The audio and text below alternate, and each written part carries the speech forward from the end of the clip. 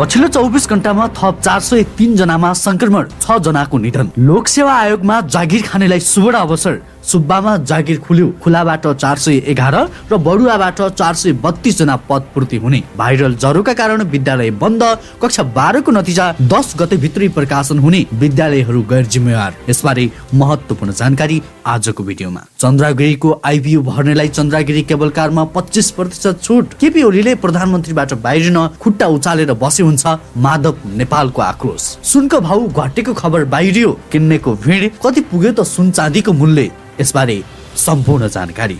यस वर्ष जेठमा शैक्षिक सत्र अन्त्य गर्न प्रस्ताव। एसई परीक्षा पनि जेठ अन्तिममै हुने। भाडा घटाएपछि यातायात बन्द, भाइरल ज्वरोका कारण विद्यालय बन्द। सुरु भयो जागिर दिने मेला, 3000लाई जागिर दिने योजना। द भोइस अफ द नेपालमा जज परिवर्तन, आस्थाको ठाउँमा तिर्सना लगायतका महत्त्वपूर्ण खबरहरूको साथमा म सन्तोष कठायत उपस्थित भइसकेको छु। पुरा भिडियो हेर्न र हाम्रो भिडियोलाई लाइक, कमेन्ट र शेयर गर्न नबिर्सिनुहोला। दर्शकवृन्द, समाचारको सुरुमा कोरोना अपडेट। पछिल्लो 24 घण्टामा देशभर 403 जनामा कोरोना संक्रमण पुष्टि भएको स्वास्थ्य तथा जनसङ्ख्या मन्त्रालयले जनाएको छ। यससँगै देशभर संक्रमितको संख्या 2,66,546 पुगेको छ। सक्रिय संक्रमितको संख्या 4,426 छ भने क्वारेन्टिनमा 231 जना रहेका छन्। त्यसैगरी 24 घण्टामा 405 जना निको भई डिस्चार्ज भएका छन्। यो सँगै कोरोनाबाट निको हुनेको संख्या 2,60,177 पुगेको छ। 24 घण्टामा कोरोनाबाट 6 जनाको मृत्यु भएको छ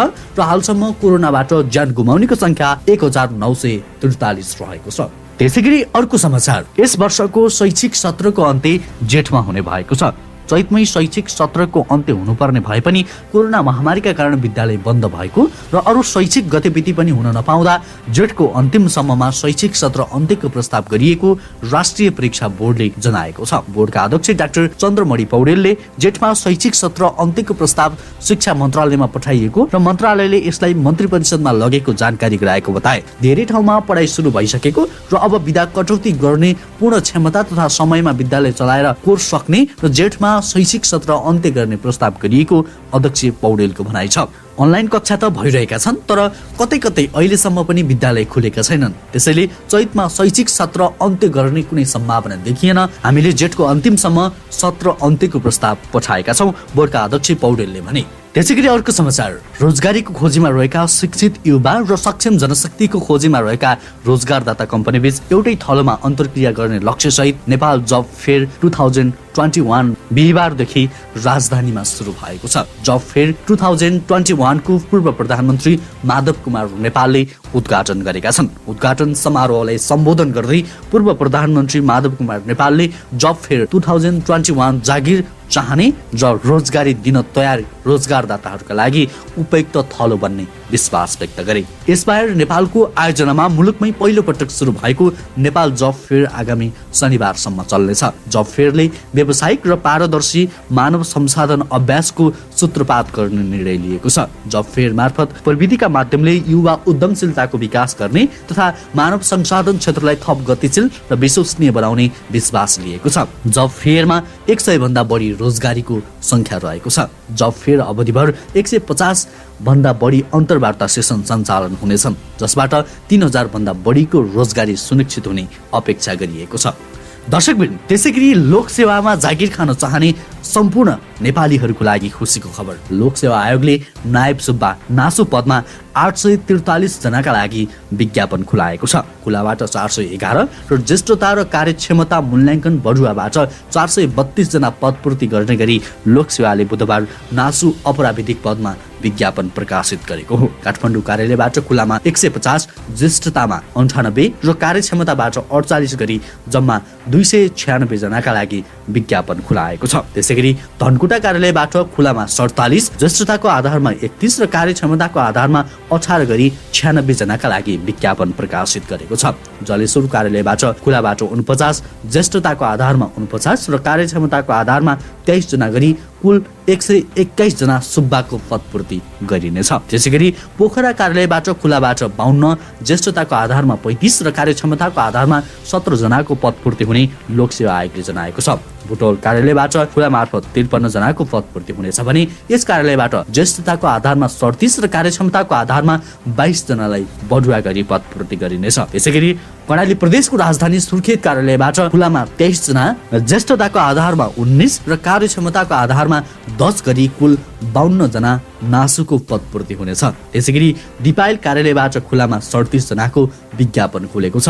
यस कार्यालयबाट ज्येष्ठताको आधारमा 16 र कार्यक्षमता मूल्याङ्कनबाट 9 जनाको बढुवा गरी पदपूर्ति गरिने लोकसेवा आयोगले जनाएको छ। त्यसैगरी चन्द्रगिरीको आइपिओ भर्नेलाई चन्द्रगिरी केबल कारमा 25% छुट मिल्ने भएको छ। चन्द्रगिरी हिल्स लिमिटेडको 11औं वार्षिक साधारण सभाले उक्त निर्णय गरेको हो। साधारण सभाको अवसरमा चन्द्रगिरी हिल्स लिमिटेडले स्थानीय तथा सर्वसाधारणको लागि आह्वान गरेको साधारण शेयरमा आवेदन दिनुहुने सम्पूर्ण आवेदकहरूलाई केबल कार यात्रामा 25% छुटको व्यवस्था गरेको हो।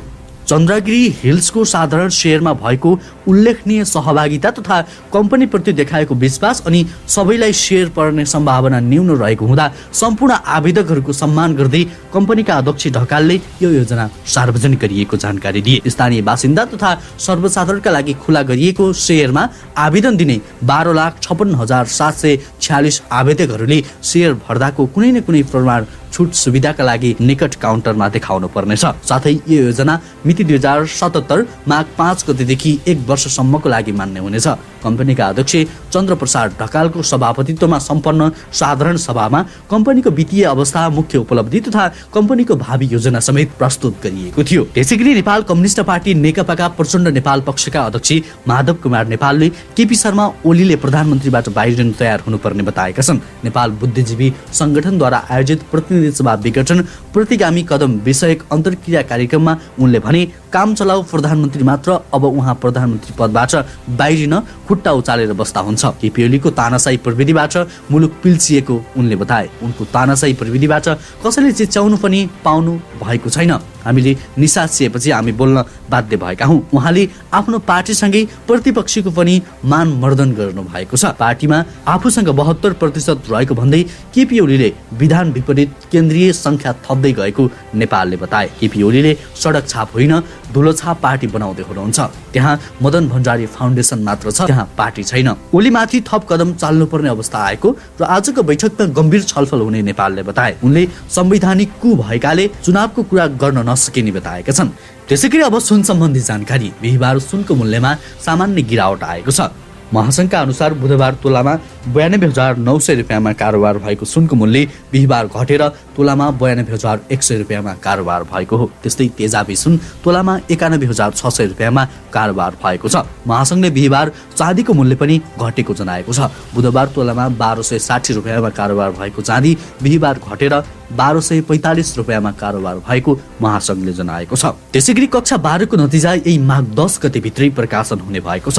अहिलेसम्म तथ्याङ्क प्रविष्टि डाटा इन्ट्री गर्ने काम सकिएको र रुजु गर्ने काम भइरहेको राष्ट्रिय परीक्षा बोर्डका अध्यक्ष डाक्टर चन्द्रमणि पौडेलले जानकारी दिए। 40% को नतिजा रुजु भइसकेको र 60% को काम यसै हप्ता सकिने भएकाले 10 गते भित्र नतिजा प्रकाशनको तयारी भइरहेको अध्यक्ष पौडेलले जानकारी दिए। केही समय अघि नै नतिजा प्रकाशनको तयारी भए पनि विद्यालयहरूको चरम लापरवाहीका कारण ढिला भएको उनले जानकारी दिए। दिनुपर्ने अङ्क, विद्यार्थीको विवरण, उल्लेखनीय मापदण्ड लगायतका विषयमा विद्यार्थीहरूले लापरवाही गर्दा ढिला भएको पौडेलले बताए। हामीले विद्यालयहरूलाई निकै धेरै सिकाएका थियौं, तर उहाँहरूले लापरवाही गरेर कच्चा काम गरेर पठाएकाले कक्षा 12 को नतिजा प्रकाशनमा ढिलाइ भएको हो। विद्यालयहरूले कतिसम्म गैर जिम्मेवार काम गर्छन् भन्ने कुरा अहिले देखिएको छ, बोर्डका अध्यक्ष डाक्टर चन्द्रमणि पौडेलले भने। त्यसैगरी जिल्ला यातायात व्यवस्था समिति रुकुम पश्चिमले पहिलोपल्ट निर्धारण गरिएको भाडाप्रति असहमति जनाउँदै यातायात व्यवसायीले बिहिबारदेखि यातायात साधन बन्द गराएका छन्।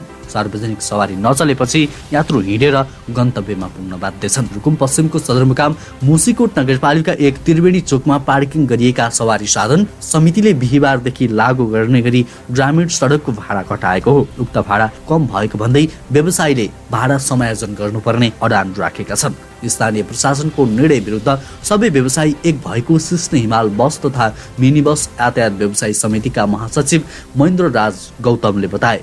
केही रुटको भाडा मात्र समायोजन गर्न खोजेका हौं, भाडा निर्धारण कार्यदलका सदस्य समेत रहेका उनले भने भाडा समायोजन नहुँदासम्म गाडी चलाउन सक्ने अवस्था छैन। त्यसैगरी भाइरल ज्वरोले विद्यार्थी बिरामी पर्न थालेपछि जन्तेढुङ्गा गाउँपालिका स्थित सबै विद्यालय बन्द गरिएको छ। निमोनिया, रुगाखोकी र भाइरल ज्वरोले विद्यार्थी बिरामी पर्न थालेपछि बुधबारदेखि एक साताका लागि विद्यालय बन्द गरिएको जन्तेढुङ्गा गाउँपालिकाका प्रमुख प्रशासकीय अधिकृत गिरिराज भट्टराईले जानकारी दिए। गाउँपालिकामा 36 सामुदायिक विद्यालय सञ्चालित छन्। विद्यालय बन्द भएपछि आन्तरिक लेखा परीक्षण, अन्तिम लेखा परीक्षण र भौतिक निर्माण लगायत प्रशासनिक कार्य सञ्चालन गराउन सबै विद्यालयहरूलाई पत्राचार गरिएको गाउँपालिकाले जनाएको छ। शिक्षा समितिको मंगलबार बसेको बैठकले विद्यार्थीको स्वास्थ्यलाई मध्यनजर गर्दै एक साताका लागि कक्षा बन्द गर्ने निर्णय गरेको प्रमुख प्रशासकीय अधिकृत भट्टराईले जानकारी दिए। यसैबीच साकेला गाउँपालिकाले शिक्षा ऐन 2077 कार्यान्वयनमा ल्याएको छ।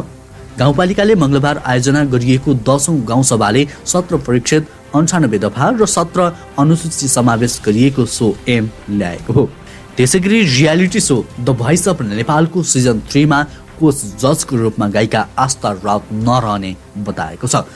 राउतले यो वर्ष नभ्याएपछि उनको स्थानमा गायिका तृष्णा गुरुङलाई अनुबन्धित गरिएको छ। The voice of the Nepal निर्देशक लक्ष्मण पौडेलले आस्थाले समय दिन नसक्ने भएपछि उनले सहमतिमै सो छाडेको जानकारी दिए। द भोइस अफ नेपालको तेस्रो संस्करणमा कोचको रूपमा आफू जोडिन पाउँदा निकै उत्साहित बनेको तृष्णाले बताइन्। The voice of Nepal season 3 को डिजिटल अडिसन चलिरहेको छ। एक महिनापछि हिमालय टेलिभिजन एसडीबाट यो सो प्रसारणमा आउनेछ। सोमा कोचको रूपमा गायक दीप श्रेष्ठ, प्रमोद खरेल, राजु लामा भने यथावत नै रहेका छन्। यसअघि टिम दीप र टिम प्रमोदका प्रतिस्पर्धीले सोको टाइटल जितिसकेका छन्। यसपटक राजु लामा आफ्नो टिमले सोको टाइटल जित्छ भन्ने अपेक्षा गरिरहेका छन्।